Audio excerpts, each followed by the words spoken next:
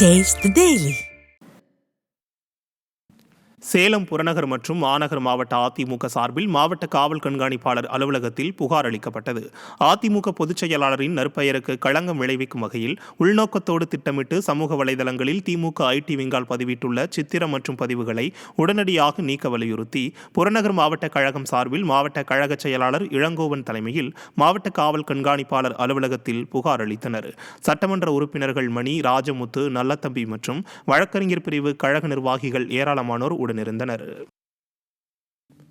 அதிமுக பொதுச் செயலாளரின் நற்பெயருக்கு களங்கம் விளைவிக்கும் வகையிலான பதிவுகளை பதிவிட்ட திமுக ஐடி விங் மீது நடவடிக்கை கோரி அதிமுக சார்பில் புகார் அளிக்கப்பட்டது.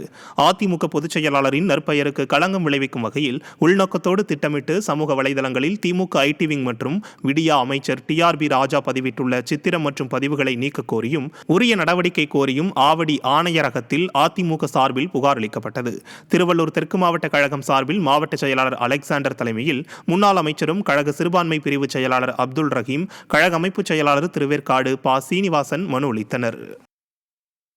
கடலூர் மாவட்டம் சிதம்பரம் நகர காவல் நிலையம் முன்பு சிதம்பரம் தொகுதி அதிமுக எம்எல்ஏ தலைமையில் முழக்கமிட்டு திமுக ஐடி விங் மீது புகார் மனு அளிக்கப்பட்டது.